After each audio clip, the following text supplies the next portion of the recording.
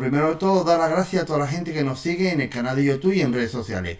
Hoy para mí es un honor poder entrevistar a uno de los directores más importantes del cine latinoamericano. Él es Gustavo Hernández. Hola, ¿cómo estás, Gustavo? Hola, ¿cómo andás? Muchísimas gracias por la invitación y bueno, un gusto estar acá y hablar un poquito de cine. ¿Y cómo nace tu pasión por el cine? Y imagino que tuvo que ver que alguna película o algún director. Sí, me pasó que en realidad nosotros somos 6 hermanos y mi hermano mayor siempre fue muy fanático del cine y yo me quedaba a mirar de chico las películas con él, coleccionaba películas. Y, Veía mucha película europea, cine americano, cine asiático, o sea, muchísima variedad. Y yo creo que ahí le fui agarrando el gustito como espectador, nunca me imaginé estar detrás de las cámaras. Es más, yo empecé a estudiar arquitectura, y estaba un poco perdido. Y justamente mi hermano me dice, vos que te gusta ver el cine, ¿por qué no te inscribís ahí en la escuela de cine y capaz que encontrás tu oficio? Y bueno, fue así, me inscribí en la escuela de cine, empecé a ver cómo se hacían las películas y fue como amor a primera vista. Más allá de que me gustaba como espectador, creo que me empezó a gustar más de cómo se hacían las películas, a entender cómo se podían hacer las películas.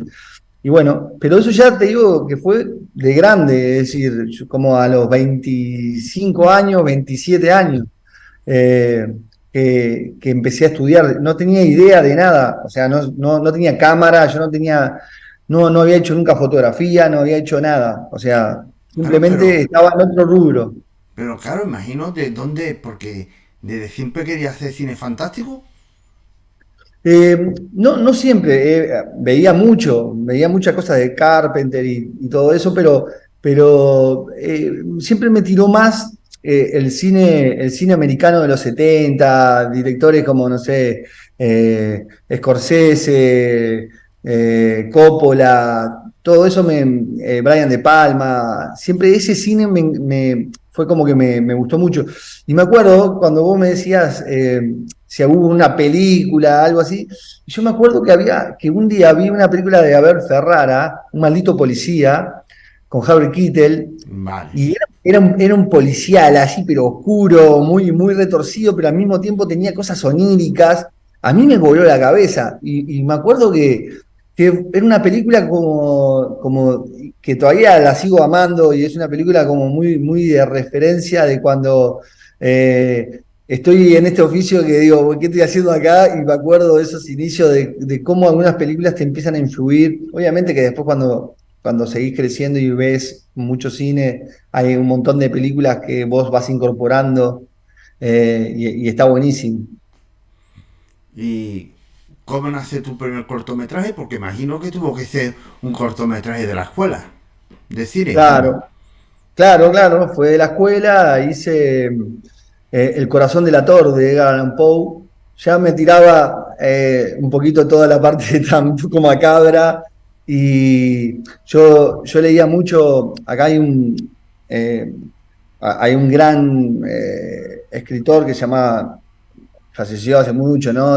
Pero Horacio Quiroga, que tiene unos cuentos brutales y que a partir de Horacio Quiroga empecé a ver qué leía Horacio Quiroga y ahí encontré todo lo que era, no sé, Edgar Allan Poe, Maupassant, o sea, empecé a irme por toda la literatura y bueno, ahí también son los libros y la literatura también influyen.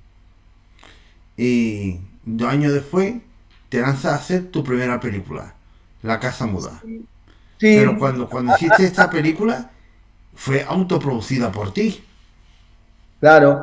Yo primero empiezo a trabajar en publicidad como asistente de dirección, como editor, y empecé a dirigir algunas publicidades hasta que armé mi propia productora y ahí cuando armé mi propia productora, con los amigos míos que teníamos de la escuela de cine, nos tiramos a a hacer La Casa Muda, que fue mi primera película, que en su momento fue una película muy especial porque, bueno, es una película en un plano secuencia Y es una película que se hizo con una cámara de foto, que en ese momento, estoy hablando hace 13 años atrás, eh, no se filmaba como ahora que hay 1000 cámaras de foto que se filman. En ese momento había salido de la Canon la 5D y bueno, no sabíamos mucho y había un amigo del fotógrafo que la había traído de Estados Unidos y a partir con esa cámara hicimos la película que no entendíamos ni siquiera bien la cámara, porque en la escuela de cine en ese momento todavía se estaba filmando en cine. Se filmaban algunas cosas en cine y todavía el digital no estaba maduro. Así que fue todo como una experiencia, esa película fue como, nada, fue como una iniciación de todo tipo, no solamente en la realización, sino en lo que era el formato, en lo que era toda la parte de cómo hacerlo. Y yo creo que en tu caso, si has rodado en cine, en película, te da más experiencia, porque digamos, cuando ruedas en cine va súper limitado, mientras que cuando ruedas en digital es totalmente lo contrario. Claro, yo me acuerdo que había hecho unos cortos en cine y estaba súper todo primero que estaba muy pensado, pero aparte que no podíamos tirar una vez la toma o como mucho 2 veces porque no nos alcanzaba la película y aparte que era muy cara y que después teníamos que revelarlo y acá en Uruguay, por ejemplo, no había revelado, teníamos que viajar a Argentina para revelar y era carísimo, o sea, todo el proceso de hacer algo en cine era muy, muy caro. Y De alguna forma la parte digital democratizó todo y que eso a mí, para mí es una de las cosas buenas que hizo toda esta tecnología digital. ¿Y cómo rodaste una película con un solo plano? Porque imagino que te la tenía que tener súper planificada. Estaba súper planificada, nosotros la terminamos haciendo en 4 días, La Casa Hostia. Muda. Eh, Esa película que terminó yendo al Festival de Cannes, que terminó comprándola Universal, hizo una remake que se llama The Silent House, que es la única remake uruguaya que se hizo en los estudios de Hollywood y es la película uruguaya hasta el día de hoy que más se vendió por el planeta, porque fue como un suceso una vez que quedó en el Festival de Cannes, eh, fue como un suceso de una película de terror uruguaya hecha con una cámara de foto, había como muchos ingredientes en un plano secuencia. Y nada, sí, obviamente que estábamos o sea, estaba muy planificada, pero estaba planificada, pero también teníamos esa cuota de la juventud donde nada nos iba a parar y los errores que cometimos muchos, digo, era como, bueno, era parte de ese aprendizaje, era como un juego, era una experimentación. Siempre lo tomamos de esa forma, nunca pensábamos que la película nos iba a llevar por donde nos llevó. Hasta el día de hoy, o sea, yo sigo hablando de la Casa Muda porque me siguen haciendo entrevistas en muchos lugares de la Casa Muda, universidades me piden la película para pasarla, para hacer charlas, quedó como una pequeña película de culto, y eso que, ya te digo, se hizo con un grupo de amigos que nos gustaba el cine, que nos gustaba el terror y lo hicimos de forma un poco inconsciente. Yo creo que hoy en día me dicen, bueno, hacé esta película de vuelta y no sé qué hago, la verdad, porque en ese momento fue mucho trabajo, pero había también un impulso de creación que estaba buenísimo. Claro, que es lo que yo pienso, es que haciendo una peli, cualquier cineasta hace una película, luego, en este caso, independiente por tu cuenta, y conseguir estar en el Festival de Cannes, y conseguir después que haga un remake de tu película, eso es un logro. Sí, sí, sí, nada, la verdad que estamos todos muy orgullosos Y, de y, tal, cómo y se... tal como está la cosa ahora, que es que normalmente cuando tú haces una película, lo primero que tiene que hacer es, antes de hacerla, es intentar encontrar distribución. Claro. No, nosotros esa película la hicimos, no Exacto. entendíamos nada, no sabíamos cómo era. Después nos enteramos, pero obviamente que ahora nosotros cuando armamos un proyecto, ya el proyecto está vendido desde el guión.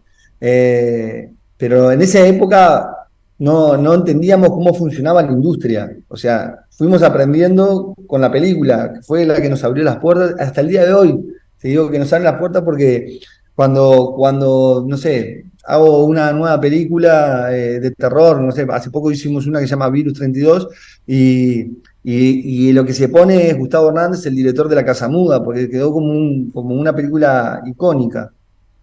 ¿Y qué sentiste al ver el remake de tu peli? Y bueno, me pasa que como no sentí mucha cosa, era una versión un poco distinta, pero distinta en el sentido atmosférico. Una película que, La Casa Muda es una película oscura, donde vos atravesás una puerta y realmente no sabés qué va a pasar o qué vas a ver. Y la forma americana, la versión americana es como mucho más, ¿cómo te puedo decir? Eh, más iluminada, o sea, para mí le falta como un poco más de clima, más de claustrofobia. Y bueno, pero tiene sus logros y está, o sea, hay gente que le gustó mucho y a nosotros nos encantó realmente que se haya hecho una remake de nuestra película. Porque imagino que para hacer el remake te tuvieron que comprar los derechos Claro, del claro. guión. Sí, sí, sí, nos compraron los derechos y bueno, tampoco fue el arreglo en realidad era un arreglo de guión y la versión iba a ser libre, no es que teníamos una injerencia creativa sobre la remake, eso lo tenían los directores y el estudio. Claro, y después de esto te lanzas a hacer Dios local. Pero imagino que cuando hiciste la anterior película Casa Muda, con todos los logros, imagino que ya encontraste algunos productores o algo más de financiación. Sí, conseguimos un poquito más de financiación, teníamos algunos productores y igual es una película muy chiquita, muy de nicho. Fue una película que la construimos como de forma muy artesanal eh, y nada, la película obviamente que no tuvo la repercusión de La Casa Muda, pero fue una película también que funcionó muy bien en todos los festivales de terror. Porque tenía también una película bastante atmosférica, muy libre, eh, con una estructura bastante difícil. También fue como una experiencia. En esa época, la verdad que era como ensayo y error, ¿viste? Nosotros hacíamos lo que pensábamos y nada, nada, no había nadie que nos dijera, no, esto no o esto sí, si éramos nosotros equivocándonos o acertando en cómo hacer la película. Y obviamente que en todos esos aprendizajes tenés cosas que te gustan y cosas que no te gustan, o cosas que ahora lo harías diferente. Pero nada, son parte de los escalones que vas armando en tu vida como director en el oficio. Claro, y cuando esta película, imagino que conseguiste estar seleccionada, la película estuvo Dios local en el en Sitges, Fantastic Fair, en Fantasia y en el Bifan, en los cuatro más importantes de Fantástico. Claro, claro, sí, sí, sí, fue como una película más de festival que para el público, en realidad.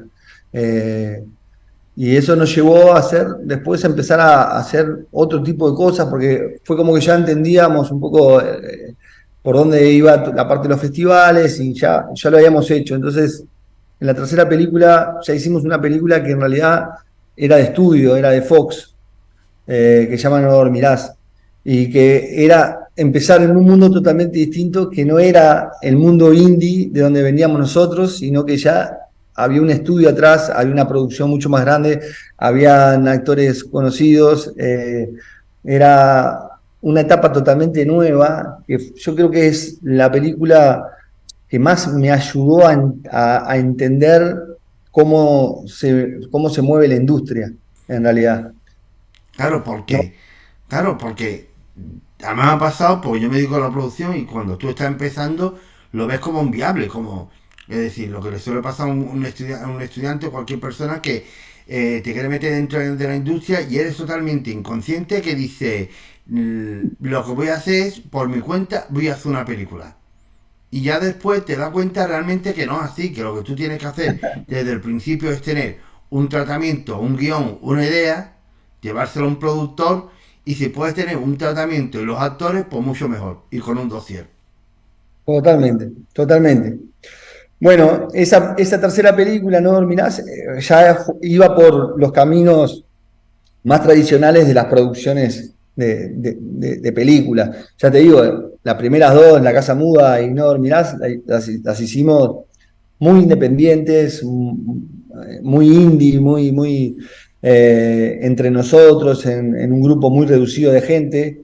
Y cuando pasamos a un esquema totalmente distinto, porque nosotros veníamos de filmar con cámaras muy livianas, pero cuando venís a hacer una película de Fox, ya eran todo cámaras muy profesionales, lentes muy profesionales, un equipo que yo miraba para atrás y habían 80 personas, entonces cambiaba también la expectativa, los tiempos de rodaje, o sea, un mundo totalmente nuevo, por eso siempre yo tengo un recuerdo muy lindo de la película, más allá de cómo quedó la película, digo, sino de la construcción de la película, porque me ayudó un montón a entender el oficio nuestro de El oficio. director, de cómo poder armar una película, pero al mismo tiempo cumplir con los tiempos de producción, cumplir con todo lo que enmarca y que la gente capaz que no lo sabe, todo lo que enmarca el interior, ¿no? De la película mismo. Entonces, ahí fue como cuando yo, no sé, trabajaba muy libre, con los tiempos muy libres, y cuando entro en este esquema, que tenía un plan de rodaje súper detallado, donde tenía tantas horas, Y donde no me también la podía... figura del primer ayudante. Claro, todo, exactamente, todo.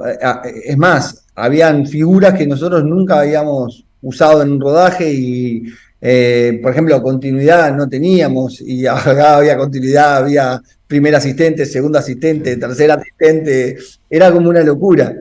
Y esa película, la verdad que fue como que me maduró de alguna manera en el oficio. Porque dice que encontraste la distribución con Fo, pero imagino que fue la distribución internacional. Sí, sí, fue, o sea, Fox, después no sé, no sé, la verdad, no sé cómo, porque eso ya cuando entró Fox, hizo toda la distribución, en ese momento todavía no estaban las plataformas como están ahora, en la imposición de las plataformas, pero, Que pero era sí, sí, para cine. era para cine, claro, era todo para cine y para el mundo en general, una película argentina. Hasta el día de hoy esa película, No Dormirás, es la película con bandera argentina, porque la producción era toda argentina y un poco de España. Y es la película argentina con bandera argentina de terror más taquillera en la historia del cine argentino. Pues felicidades.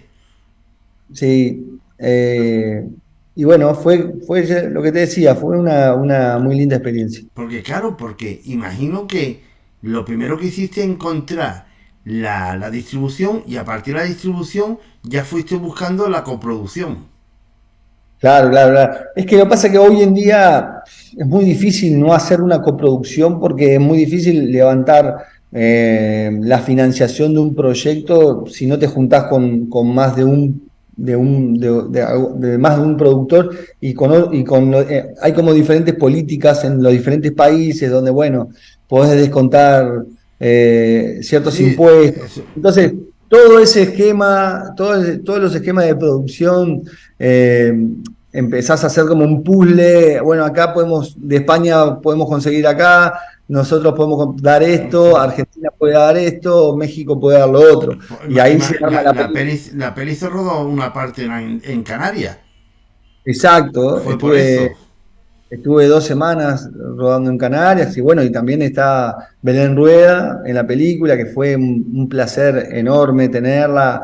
un ícono español, una actriz brillante y una persona también muy brillante. Y háblanos de Virus 32. ¿Cómo nace la idea de Virus 32? Y la idea de Virus 32 nace hace muchos años, nosotros la rodamos hace 2 años en realidad, pero la idea tiene alrededor de 7 años y ya la teníamos mucho antes de lo que pasó después realmente con la pandemia y todo. Y nosotros la teníamos, pero era un proyecto un poquito más grande y que nos costó muchísimo conseguir la financiación total de ese proyecto porque se desarrollaba todo en un pueblo en realidad. Y bueno, y no podíamos poder cerrar los presupuestos. Y después van pasando los años y van pasando como los proyectos, vos estás en una cosa, pasás a otra, trabajás en comerciales, esto, o sea, o vas desarrollando otros proyectos en paralelo. Hasta que, hasta que hubo un club acá, el Club Neptuno, que es un club de muchísimos años, que está anclado como en la parte vieja de Montevideo, en la parte del puerto, y quedó abandonado. Es un mastodonte de 3, 4 pisos, y bueno, y parecía el escenario ideal como para hacer la película. Y nosotros teníamos este guión hecho hace mucho, entonces lo que hicimos fue adaptarlo a este lugar y hacer como una road movie, pero dentro de un lugar físico, nada más. No, porque eso también nos ahorraba muchísimo presupuesto. Tener un solo lugar y no tener todo un pueblo y bueno, y un montón de cosas. Entonces, adaptamos y lo que pasó que cuando íbamos a empezar a filmar, llegó la pandemia que, bueno, tocó a todo el mundo y no entendíamos mucho en ese momento. Cuando empezó, no entendíamos las consecuencias de lo que estábamos viviendo. ¿Pero pudiste Obviamente, terminar el rodaje o estuviste rodando la película por no, una pandemia? un día rodamos y tuvimos que suspender. Hostia. Empezamos a rodar y la pandemia explota y bueno, y todo el mundo se empieza a recluir en las Y casas. imagino que lo peor que te tuvo que pasar, porque rodar una película, te coge la pandemia, es como, tengo que parar y después, cuando pasa un tiempo, vuelvo a empezar. Y al final esto lo que supone es dinero, más gasto. Mu- Obvio, obvio. O sea, nosotros ese día de rodaje al final ni fue, porque, o sea, perdimos todo el día de rodaje, más toda la preproducción que se había hecho. Exacto. Fue una locura. Y bueno, y durante muchos meses estuvimos recluidos en nuestras casas y cuando acá en Uruguay fue uno de los primeros países de Latinoamérica donde hubo como un protocolo muy estricto, pero te permitían trabajar. Entonces, bueno, nos abocamos al protocolo y empezamos nuevamente a hacer la preproducción y después la producción de la película, ya en el corazón de la pandemia. Y bueno, era muy loco porque estábamos hablando de una pandemia, estábamos hablando de un virus y bueno, veíamos también que este virus que nosotros vivíamos día a día mataba gente, estábamos con un poco también de todos de miedo y bueno, y de tristeza por lo que estaba pasando. Nosotros habíamos firmado un contrato con Disney, entonces ya teníamos una fecha de entrega del proyecto y eso ya se nos venía un poco, esa fecha ya teníamos que rodar sí o sí. Y bueno, rodamos y con todos estos protocolos y se pudo terminar la película, por suerte. Después tuvimos un montón de tiempo en postproducción. Bueno, hasta que la película es una película que había comprado Disney para toda Latinoamérica, después Shudder la compró para mucho, para casi el resto del mundo. Y es una película muy chiquita, de infectados, pero nosotros, yo en lo personal le tengo mucho cariño porque fue como un híbrido entre esto que te estaba contando de hacer una película como de estudio, pero también algo que tenga un concepto un poquito más personal o un sentimiento más personal como en las primeras películas. Entonces ahí se combinó ambas cosas. Y después de esto, ha estado colaborando con algunos directores, como es con Paolo Stripoli, o si no, está trabajando, colaborando con Ángel Gómez.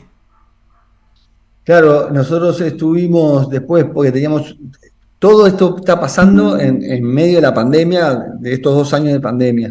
Entonces teníamos un proyecto también en Italia, en Roma, se llama Piove, y bueno, estábamos colaborando un poco con el guión y eso, y en un inicio yo iba a empezar a filmar esa película, pero me coincidía que como se atrasó todos los plazos se habían atrasado, nosotros ya estábamos en la preproducción de Lobo Feroz en España, y eso yo ya Vale. no podía hacer esa película. Pero sí estuve todo en la colaboración, viajé muchas veces a Italia y a Bélgica, porque era una coproducción de Italia y Bélgica, y fue como una experiencia realmente muy linda, muy linda. Y también ha estado en el guión del, ¿cómo es? Lo de, la del hombre del No, saco. no estuve en el guión, ¿no? El Hombre del Saco también es una coproducción donde está mi productora, o sea, Mother Superior, donde está mi socio, y es un proyecto donde lo encaró él, sobre todo, porque yo estaba filmando, mientras estaba haciendo esta de Lobo Feroz, yo estaba filmando en Argentina, una serie. Vale. Claro, es que Es, yo pensaba de que también como director ahora estaba en plan escribiendo y también como productor, en plan de desarrollo proyectos para después luego venderlo, intentar conseguir la distribución y después se ruede. claro, sí, sí, estamos en eso. Nosotros estamos constantemente con proyectos. Lo que pasa es que en esta industria nunca puedes tener un proyecto. Yo digo proyecto porque siempre tenemos 4 o 5 proyectos al mismo tiempo, porque nunca sabés en qué orden se van a dar los proyectos, si van a darle luz verde a algún proyecto primero. Y cuando vos pensás que hay un proyecto más maduro y que vos decís en la estantería está en el número 1, de repente el que está en el número 4 le da luz verde a ese, y al que estaba número 1 nunca sale. Entonces es como una locura. Y yo en ese sentido, ya cuando me dicen cuál va a ser tu próxima película, ya no sé ni cuál va a ser mi próxima película, porque estamos con proyectos en paralelo y nunca sabemos bien cuál realmente va a estar primero. ¿Cuál va a estar primero en la luz verde esta que yo decía de que la financiación va a estar en el 100%? Claro, es que normalmente pasa una cosa, si tú tienes te vas a la puerta a un Netflix o a cualquier sitio, irte con un proyecto es hacerte es suicidarte. Porque lo más normal es siempre es que te digan no. Pues si vas a tocar una puerta y por lo menos con 4 o 5 proyectos. Sí, sí, sí, sí. Y bueno, ahora aparte de los proyectos, ya te digo, bueno, todos los proyectos ya se arman desde antes, ya casi cuando entra en la plataforma ya también ya el guión medio que está hecho, pero la plataforma también puede dar consejos sobre el guión y ya se meten como desde el inicio del proyecto. Se mete en el inicio del proyecto, pero ya directamente tú estás escribiendo, pero tienes que escribirlo con el equipo de guionistas de Netflix o de la plataforma. Sí, a nosotros no nos pasó, lo que sí nos pasó es que Con Disney nos pasó eso, que ibas tú escribiendo y te van corrigiendo, te van diciendo esto sí, esto no. sí, sí, sí. Con Disney sí te pasa, o a mí me pasó ahora con la serie, cuando ya estaban los guiones no son míos, son guiones que ya estaban, pero se iban corrigiendo algunas cosas y estaba la plataforma muy arriba de los guiones. Con las películas no sé si están igual que con las series, la verdad que no lo sé, digo, porque yo la experiencia con las películas y que están películas mías que están en la plataforma, no hay una injerencia artística desde el lado de las plataformas como de imponer ciertas cosas, sino al contrario, siempre son como de acompañar y nada, y obviamente que de dar algún consejo donde el director puede tomarlo o no lo puede tomar. Y cómo es tu manera de trabajar en el guión. Y bueno, yo me meto mucho en el día a día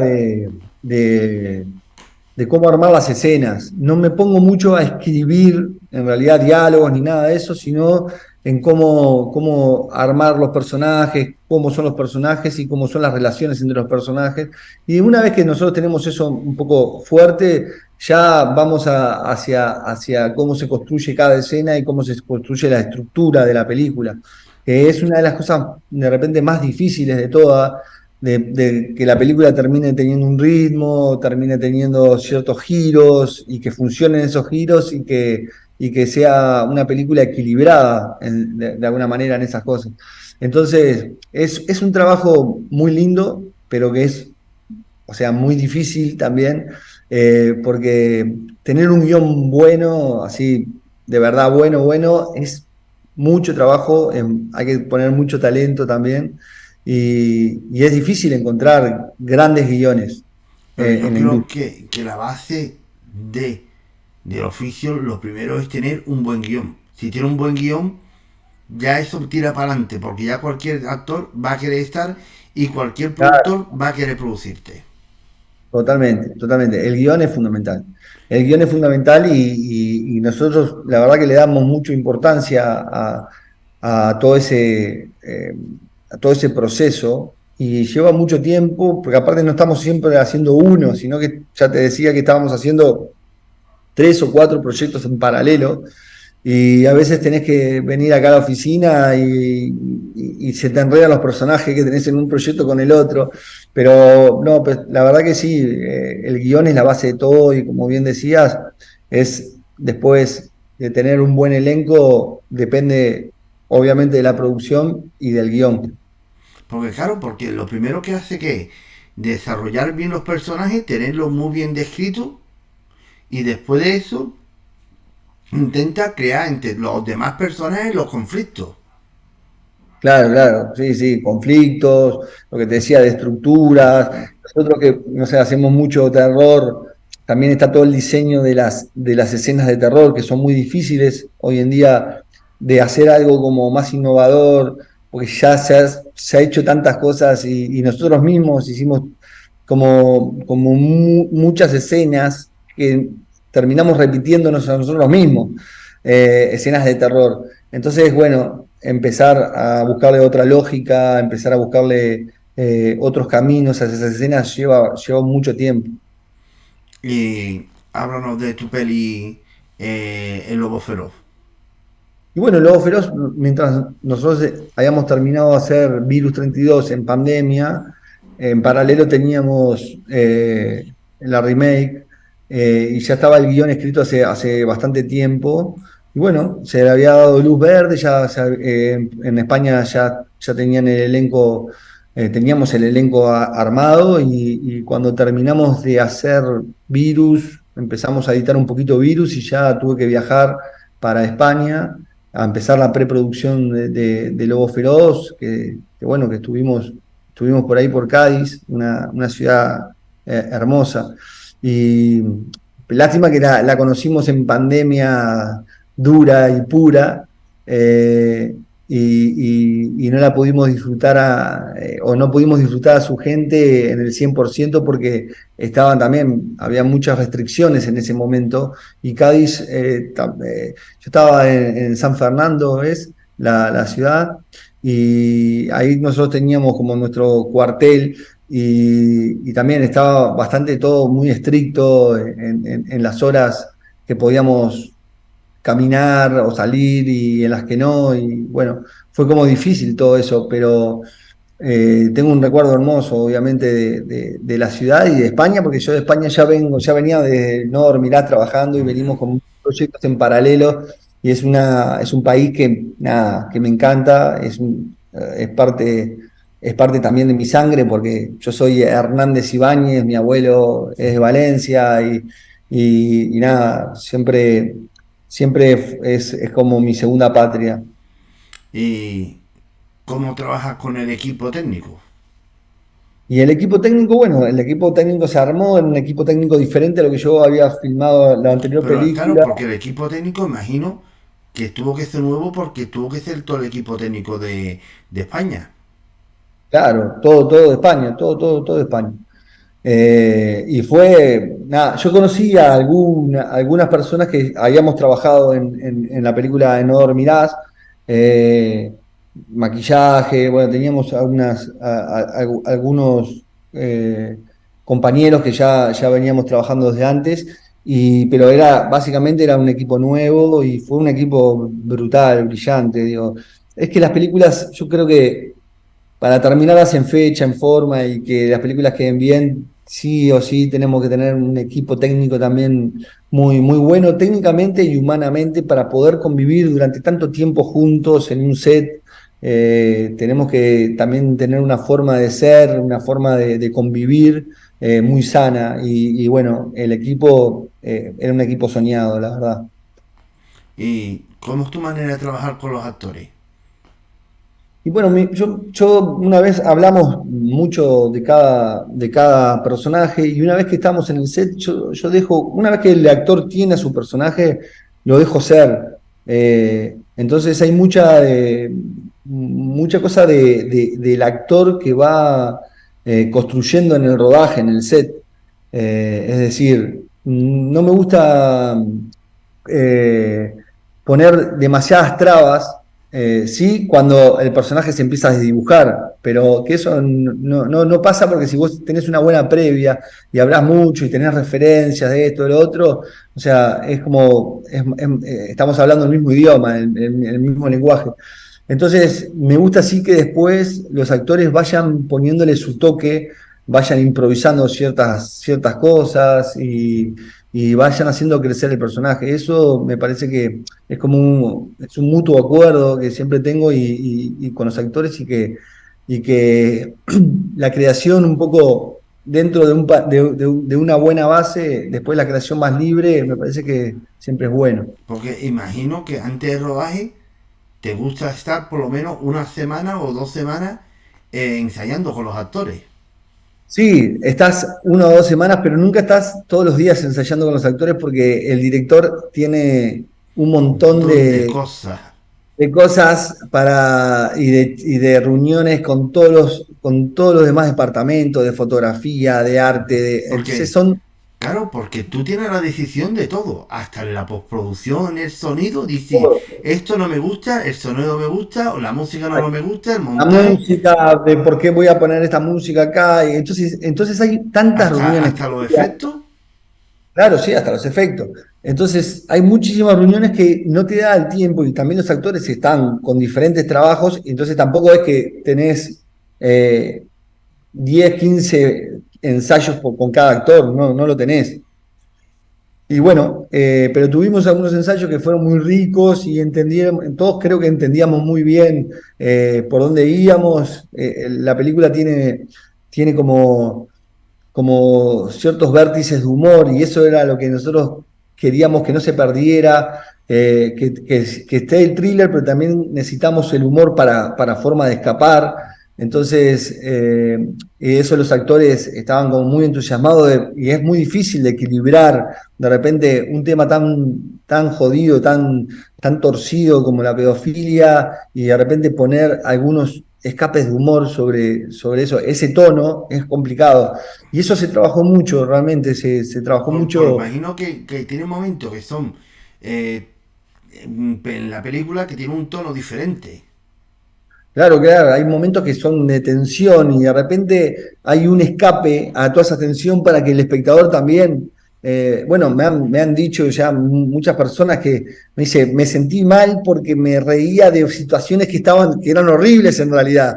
Es como que te sentís cómplice de algo, pero ese, es un poco como los hermanos Cohen, de repente que tienen Sí, ese sí. humor negro y estás en una situación horrible, pero de repente tiene un escape, bueno.